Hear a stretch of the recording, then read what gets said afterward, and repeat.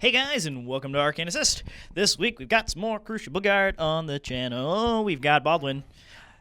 Baldwin with Jax. Yeah, this is my take on Baldwin. Yeah, tell us about it. Yeah, so the list is Baldwin with 5 Jacks in his battle group. So I got 2 Suppressors, 2 Toros, and a Vindicator. I have Alice, just for harmonious magical weapons and a good person to score flags with. I have Prospero and a Vulcan. That's his battle group. And then I have Hutchuk for ambushing. That's the list. Pretty straightforward.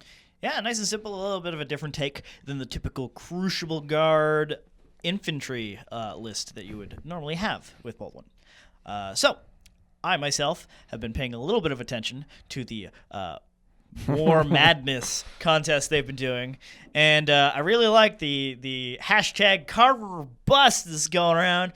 So we brought the big piggy boy onto the channel, and we got his incredibly beast-heavy list in Will Work for Food, mostly because I didn't want to paint 30 brigands. So, we have 2 Warhogs, 3 Roadhogs, and we've got some people repping it from the congregation. We've got a Soul Slave.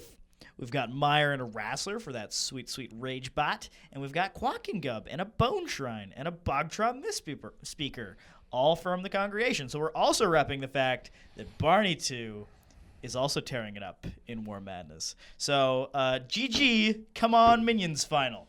Boom. We've also got a Gremlin Swarm in here because Gremlin Swarm plus Quagmire is hilarious. So that's about all I've got for my list. Hashtag Carver or Bust. Let's get into the game. So, you won the roll and chose to go first because you know how fast my list is. Goes with mobility and +2 speed from the theme and the Roadhog's full bore. Roadhogs can run 22 inches on the first turn. Yeah, so I just can't give you that board position right off the start. So I need to say, I'll go first, and you can have... You probably pick the side of the wall, and that's what I thought you did, and that's what you did.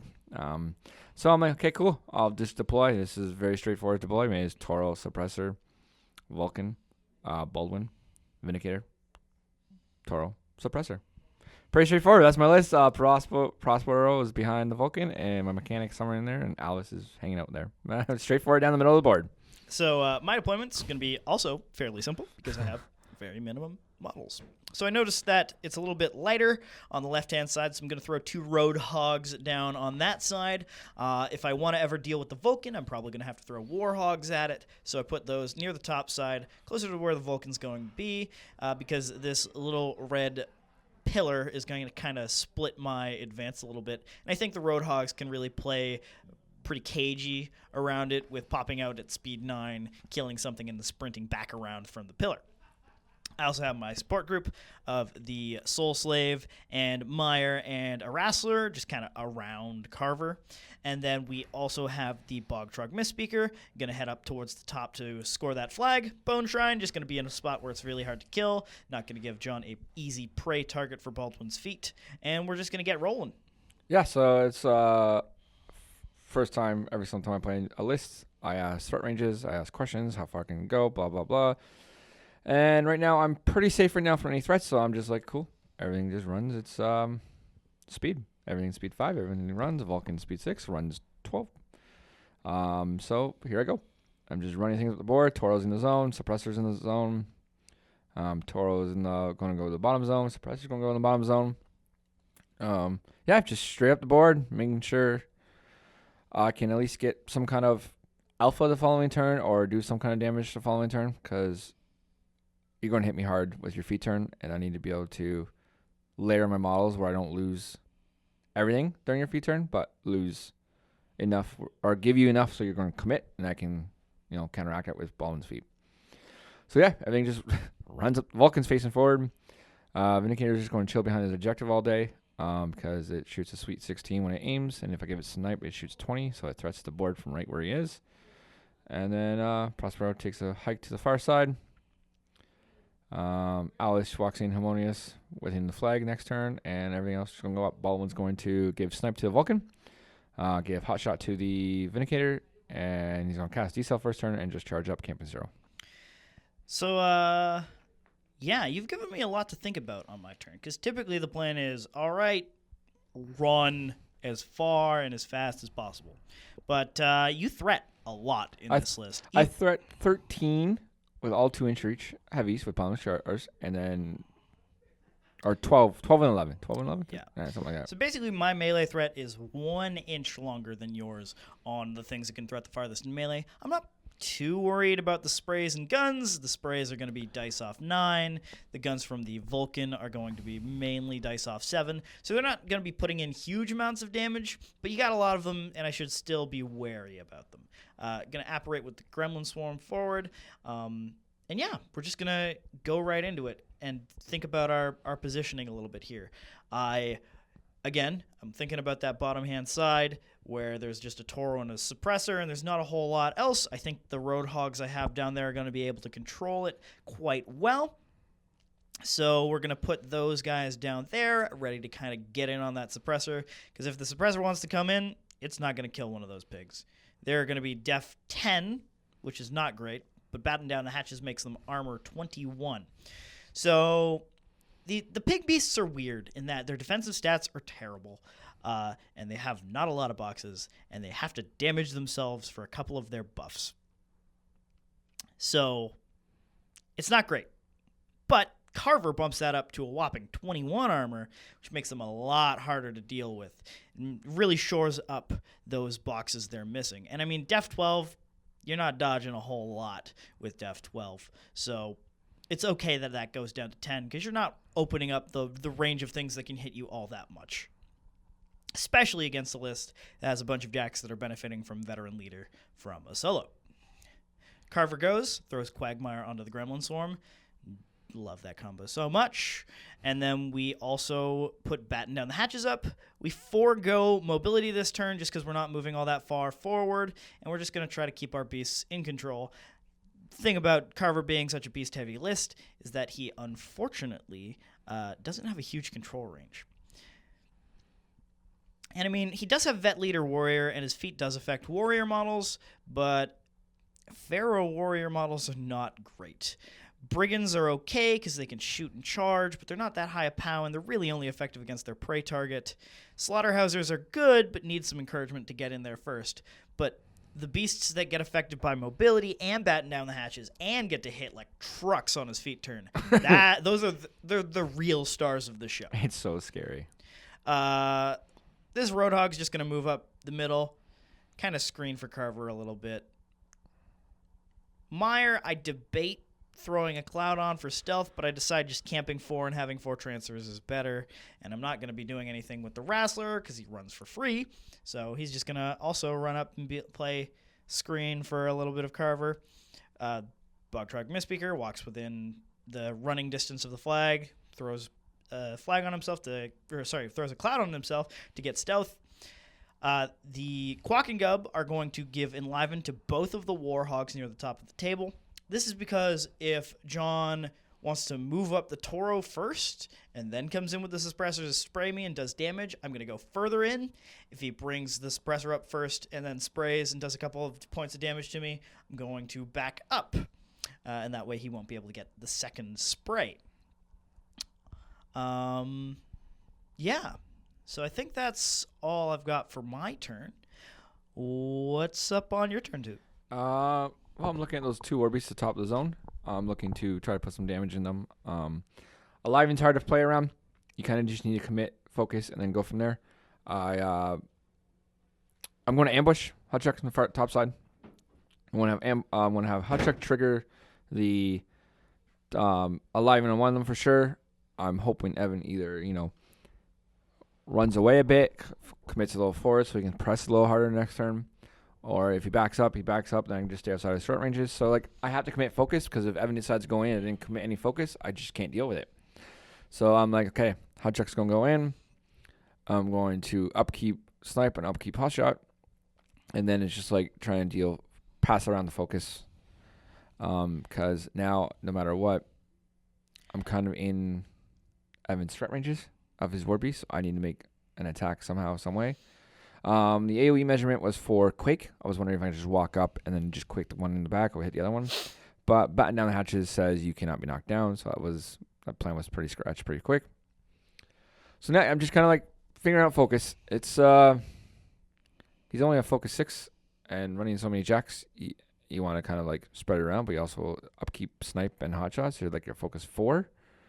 But if you want to use boundless charge, it's there's a lot of things you need to think about this list. That's why I have Alice in it, not just for magical, but also for harmonious. So I'm thinking like if Suppressor can walk there and spray the little froggy in the back, he'll clip both of those guys. No, they're pigs. You were at the first time. No, this thing's a little froggy. Oh. I target that thing, clip both pigs. Oh, Yeah, I see I what got you're you. I saying. got it here, Evan. Yeah, just target Kwaak and Gub to get both. Sure, Kwaak and Gum. Love his name. It's because there's 2 of them. He's a Croak conjoined twin. Passing it around. So I think I passed 1 to the Toro, 2 to the Suppressor, and nothing to the Vindicator because it's going to aim. I'm pretty sure I'm camping 1. But then I debated like if I camp 1, do I die? Because he has guns or sprays. I can like basically walk 9 and spray, or assault and spray 46 inches. Who knows? Like, it's just outrageous. I think it's 22 or 21. So like I'm wherever I go, I'm pretty scared. So I just need to make sure Baldwin stays safe.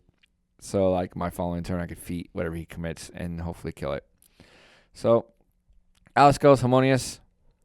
Caster just debates. I'm gonna go on the flag because Alice isn't really that hard, not too easy of a piece to remove because big Alice comes in. So Hutchuk is gonna go. I'm like, I'm outside of 8, so I can't even. Wild shot's not worth it, so I'm just gonna charge in anyways. Just proc alive and see where Evan goes. I need to see where this turn leads me. So I hit. I'm 14 off 7. Do a bit of point. Did 5 points of damage. Not bad. Enliven, you decided to go towards Hutchuk. Yes, so the thing about Enliven is that you have to do it on the first time you suffer damage. So this Warhog takes a little bit of a walk, makes sure that Hutchuk is in his front arc, and that he'll be able to see most of the zone still. So Evan made sure he was outside my charge range now. So like I can't even balance charge and charge Toro, which is fine. I have to commit resources anyways just to see where Evan would go. I have a feeling if I didn't commit any focus to my Toro, Evan might go closer to me. Then like Toro just doesn't kill it. So now Suppressor just walks up with an 8. It's gonna take 1 spray. It's gonna boost the hit, hits or doesn't boost the hit, hits it because your defense 10, and then boost damage. Dice off 9 again, does a little bit of point of damage, puts you on fire, and then once again he procs Enliven and just kind of plays it safe. It's a smart move, right away, because the Toro is there and you can't really come forward, or else the Toro will, do some work. So outside 8, I'm like, okay, cool. Suppressor's there behind the wall. Second one, I have no attack. So I'll just make sure, check start ranges.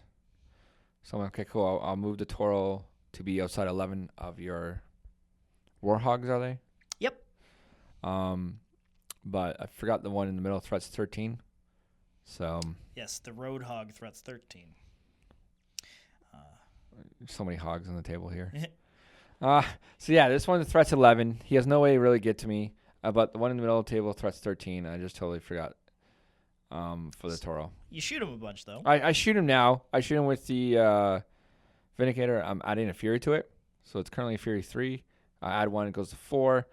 That means Evan has 1 extra on the table, which means he has to do a frenzy check. It's not really that big. I almost should have shot first the 2 War Beasts that were together in the top zone to add a Fury to both of them. It adds a little more of a...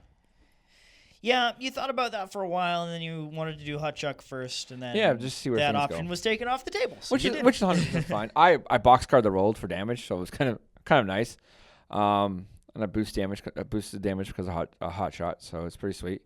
I remember now he's 13. My Vulcan has snipe, so I threat 18 right now. My Vulcan with his big gun.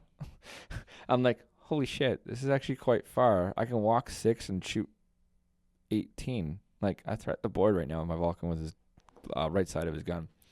I'm like, so I asked, always a fun question to ask your opponent. What's your caster's defense? And it's always a fun question to ask. So like, there's no way I'm going for the assassination because you're camping 1. It's only 2 shots. So I'm like, cool. Yeah, Prospero, like I've messed up here. I've been running around with him for no reason. So like Prospero basically stays behind the Vulcan. The whole point, like, So the thing about this is that basically all my Roadhogs threat a billion inches for this threat on their sprays because assault plus the myriad of like speed buffs I have. So it's just there's nowhere he's completely safe. So I basically just leave him basically where he started and cast Guided Fire. And my Vulcan was like, cool. I'm going to shoot this thing with Masma, so you can't heal while you're within it. I got Guided Fire. I'm aiming. I have Vet Leader.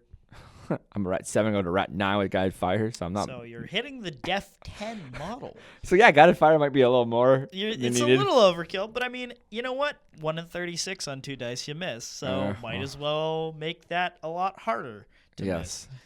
So I'm rolling. I hit the first one. It's POW 14. Boost damage, obviously, because I have the focus. It's dice off 7. So there's a bit of wound damage, I'm slowly working there. I hit. Boost some more damage. There's another, couple 6s you see there. The piggy's pretty weak there. You see the grid there. 2 shots so far. 3. 3 shots. 1 from the Vindicator. Yep. So not bad. I got over half. And I'm like, well, this suppressor is just going to walk up and spray because it's going to eat the dust next turn either way. So I just throw some damage on these pigs over here. Fire sprays. Do a little. Next one. Hits. Boost damage. Does a little more. I think I did a total of 3, 4 points. 2. We had 2 points total. Dice off 9 is a thing. This Toro in the middle of the table, I make sure it's outside of 13 and make sure it's outside of 11.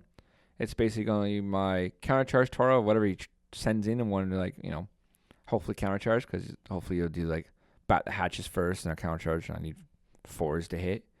And, POW 18, I can do some damage and hopefully cripple a system so you don't kill me. I'm used to playing Toros in Silvestro, so, he doesn't have ammo. So, I got to remember that you can't just, countercharge an ammo away or ammo and then countercharge. So, it's kind of tricky playing with Baldwin. It's a different list. It's definitely less utility, more go. Yeah. So we're on my caster here. This is kind of funny. I'm debating to put sniper on myself, go to 1 and shoot the blind gun, or shoot the acid cannon, and then Johnny on the spot switch it to blind gun. With Baldwin, you must start with the acid cannon, and you can't switch it unless you use the caster's combat action. So I'm stuck with the acid cannon until I shoot it once, or stab something, I guess, because it's combat action. So I can stab a jack and switch it, but why not just shoot the gun? But then I realized if I just stay where I am, I just die to 3 sprays. Yeah. So I can get all of my Roadhogs full boost spray into Baldwin right now, so he probably doesn't want to be where he is. So now I'm just measuring. He's basically going to run to be within 15 of the objective, but on the other side of the Vulcan, away from at least 2 Warhogs. So I'm measuring. Mechanik's going to run over here, so if Alice dies, he can score the flag. This one runs. Then I bump the Vulcan. We knew where the Vulcan was exactly because he was within just 14. 14 inches away from the Roadhog. So we double check this right after I turn it around. But yeah, he basically runs because I can't afford to die. I'm just outside of kill box. So I'm just cool. Evan's turn to score. He's going to score his flag. I got nothing there. The bottom zone only has a jack. I have a feeling the jack's going to die. So he's going to score 2. Maybe he'll kill the objective or something. But that's it. This is that guy. I got to wait for his alpha. All right. So this is the alpha turn. This is where you find out why Carver is the bringer of most massive destruction, because he's going to go balls to the walls and bring some massive destruction. And we're going to blow some jacks right up. So here's how we are going to do this. We did some measuring, make sure the Roadhog can get there. He doesn't have any crippled aspects. We make sure that the Warhog can get there over the wall, because he's going to have a Pathfinder from mobility, so they're both going to be A-okay to get on in there. The Warhog on top, he can have a Fury. He doesn't Frenzy, so he's going to murder the crap out of Hutchuk. After that, we've got the bottom side of the table, where a Roadhog will try to kill a Suppressor, and if not, I have another Roadhog there. The Gremlins are going to go cause some havoc, run up next to that Suppressor, make sure that it's blocking the lane between the Toro and my Roadhog that goes in, just in case John wants to get sneaky with a countercharge, and that way it just stops at the Gremlin Swarm if he wants to countercharge me, so it's likely that he can't get in. And then we're going to just rage up everything. So we rage the Roadhog, rage the Warhog. Wrastler goes over, rages the other Roadhog. And now it's Carver's turn to figure out where he's going to stand. Oh, sorry, after we murder Hutchuk. We murder Hutchuk first. So, the thing about this turn is always that Carver's going to cast Mobility for 3. And then he's going to cast Batten Down the Hatches for free. I upkept Quagmire for free because of the Soul Slave. I overtaken the zone there with the Warhog. So Carver's going to be on 0, but then I get to take one off of the Bone Shrine. So I'm going to be Armor 20, Def 13, Camping 1, which is a pretty great stat line. Can't be knocked down. I'm also tough. So a lot of good stuff there. So go up and enliven both the Roadhog and the Warhog again. Enliven's just a great utility spell that you want to keep up all the time. Kwaak and Gub aren't going to be doing much else unless your enemy wanders into like 6 inches of him so he can cast Mudfoot on them. So here's the problem. Carver just got cursed for taking a point of fury off of the Bone Shrine. So now he's actually only 12-19, which is a significantly worse stat line as it turns out. But we still kind of, we only got a 12-inch control range, and we want to feat and get in there and do work. So we're still just going to go balls to the wall and bring that destruction. So yeah, Carver's just going to be right in the middle of the table. And he's going to say, I don't give no... I don't give 2 shits about your army of giant robots. Because you're hoping to at least... I'm just going to be here and kill everything. Yeah, you're hoping to at least take 3 or 4 robots out here. Yeah. So... Carver goes balls to the wall, and we're going to go kill some Warjacks now. So the first thing that has to happen, because I want to avoid getting countercharged, is we're going to go engage the top Toro. And we're going to stay out of the other Toro's countercharge range. We're going to measure it and get there, and we want to tuck in from the wall and everything. So there's going to be a lot of measuring in here. The reason... And it takes us a moment to notice that I can't get stuck in because of the tusks on the freaking peg. It was stuck on my shield. So we got a butt scoot. We got a butt scoot in. But we get there. So 1 for the extra speed from full bar, 1 for charging. That leaves us with 4 attacks on this Toro. Sorry, 5 if you include the spray. That's only going to hit the Toro. Doesn't get Clogg, unfortunately. Does no damage to the Toro. And then I missed the charge attack, which is unfortunate, but I do hit the next attack. It's going to be dice off 2 because of rage, and I'm a weapon master from my feet. I don't roll spectacularly here, but we do manage to do a lot of damage to this Toro. I think in the end you leave a Toro on like 6 boxes, no cortex. Yeah. I mean, that last roll does make up for it. The 17 makes up for the like 6 and the 8. Yeah, I'm on like 6 boxes, no cortex, no movement. Like the Toro's crippled now. Yeah. Like Toro's doing nothing. And then the Warhog gets to go in. The Warhog is dice +1 on 2 of his attacks, dice even on his gore attack on this suppressor. Unfortunately, I'm not close enough to the Toro to overtake into it, but that charge attack's going to do 20 damage. Miss the second initial, hit the gore. And do 11 damage and kill it. Yep. Yeah. And then I overtake, not quite in range of the Toro, unfortunately. But we're going to get stuck in there some more, be big pig, and hard to kill. This Roadhog's going to go. We're going to get a spray on Alice. It's going to miss because our rat is terrible, because we're a giant cyborg pig. And we're going to hit the suppressor and do no damage to it because it takes 1 less die of damage against fire attacks. That's fine. Melee attack hits. And we're going to crush some damage here. Again, dice even. First attack does 17 damage. Next one hits and kills it. And I think I have to buy another attack. Yeah, buy one. You had like 2 boxes left, though. So yeah. I'm like, okay, I'll sprint, I guess. I debate using full bore at this point because I haven't yet, and then sprinting into the Toro to just block it. But I'm not sold on the idea. I have to go out of my control range for it. And I feel so I'm going to measure for this other Roadhog before I make this decision because I want this other Roadhog to maybe be able to walk in and kill that Toro. With the speed I have, I'm about an inch out, unfortunately. This is where a Swamp Horror would have been great for Also, elasticity. I think you if you just jam it you know my feet's coming, and like you're going to lose 2 beasts in the top and lose a 3rd beast for nothing. Kind of feels like exactly. I give you a free prey target for your feet, so it's a lot worse for the attrition game for me. So I think preserving this Roadhog is going to be better in the long run. I spray to get rid of Alice. That's important because I want to get guidance off the table, so that Gremlin Swarm's a lot harder to kill now. Only my Vindicator can kill it. Basically. And now Carver's in the middle, camping 1. We move his friends up to support him, and it's off to John. So, what's the plan? First question I asked Evan is he in 13? And Evan says, yep. Well, okay. Yep, but I am cursed. So it's not great. Not great, but I believe in you, Carver. Not you, John. I believe in Carver.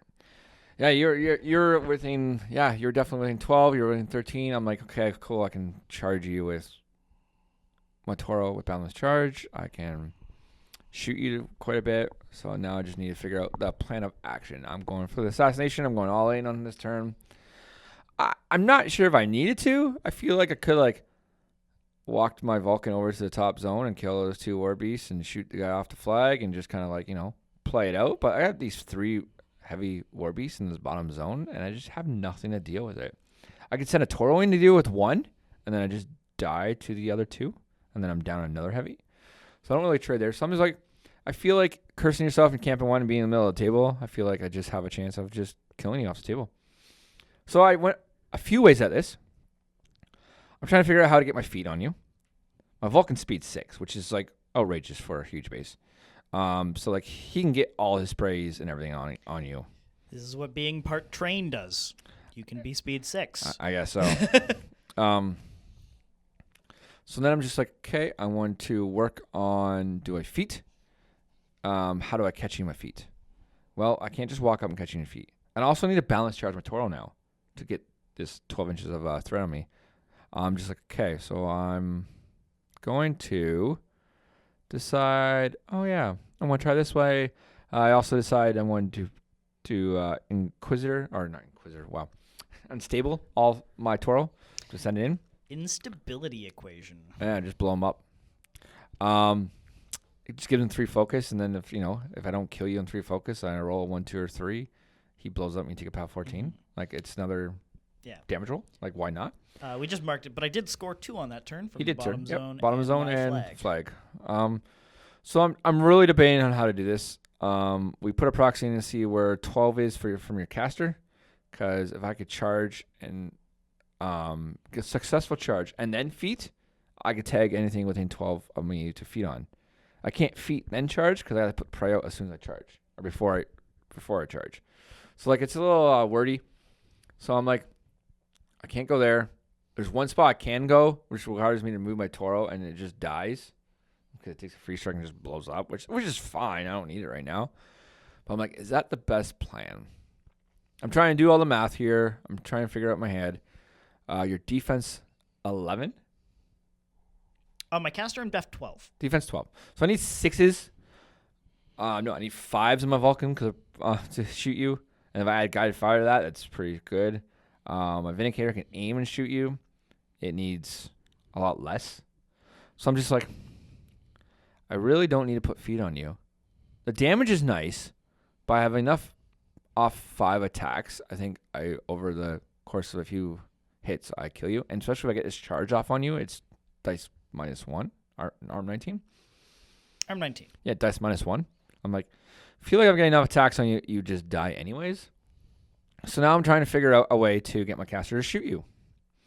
And figuring out my focus line, because I need to at least keep sniping myself. I need to cast snipe on myself. I need a balance charge. So that's 4 I need.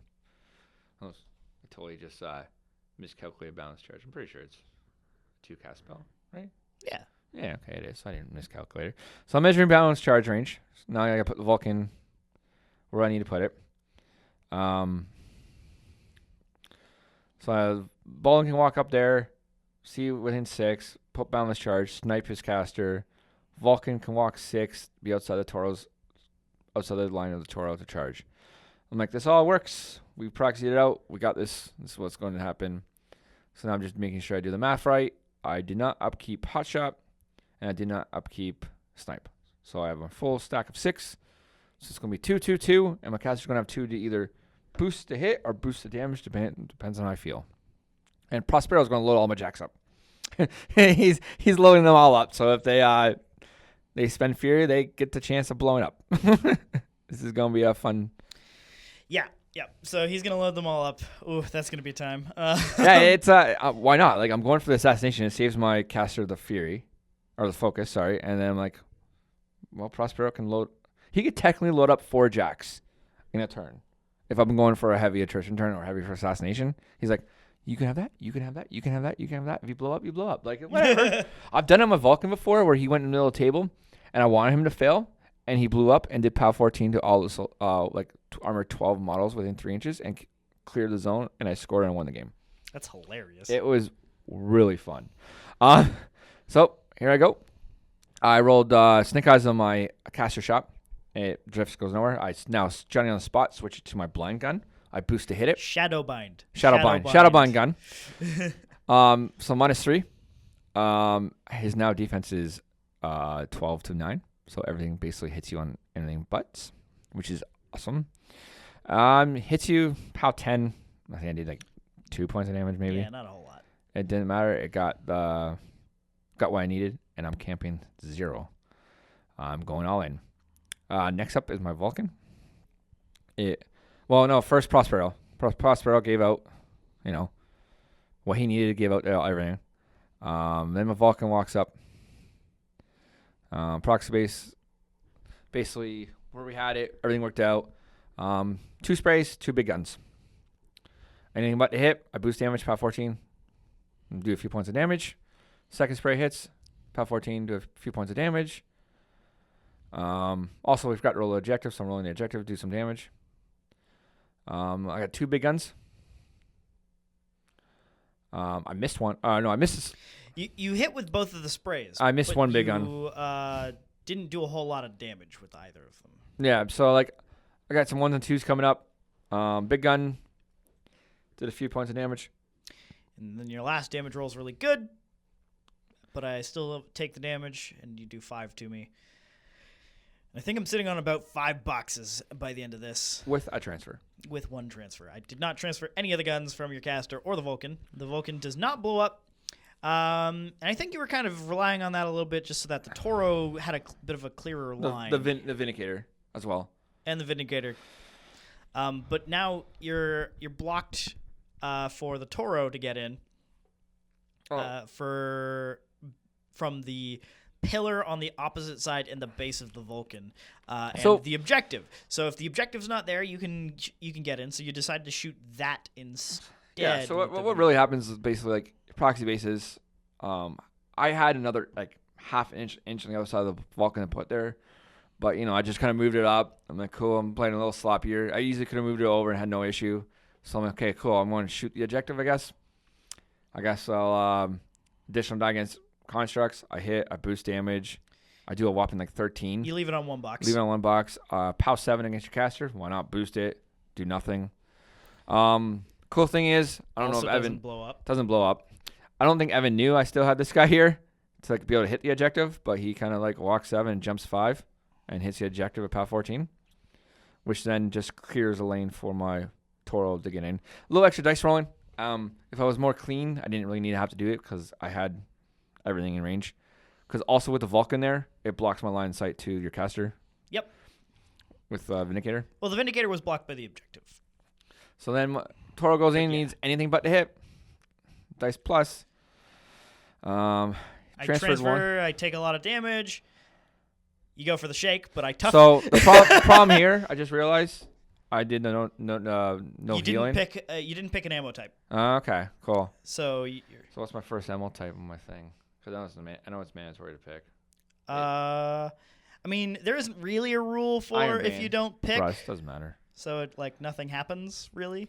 But you do the next attack from the Toro. You had 4. You made 3 tough checks. Yeah, and then the last attack I fail. I mean, you still also have to roll the explosion. And you still have corrosion. I don't tough that. And you still have corrosion on you. Maybe fail the corrosion check. So yeah, it was a pretty good odds. I went in and assassinated your caster there with the downtown threat of a Toro. Yep. But your first plan had you not stopped to think about it a little bit, yes. you didn't consider that Enliven was still on that Roadhog. Yeah. So had you charged in with Baldwin to get your feet on me, I would have enlivened with the Roadhog to walk in front of the Vulcan to where it was going to be standing. And I'm okay with taking a free strike at that point, because if you kill that Roadhog, I just reave the 4 Fury, and suddenly I'm on 5 transfers instead of 1, and that makes that assassination run way worse, and it makes your feet turn way worse, because suddenly your prey is on a model that you're not likely to kill. 100%.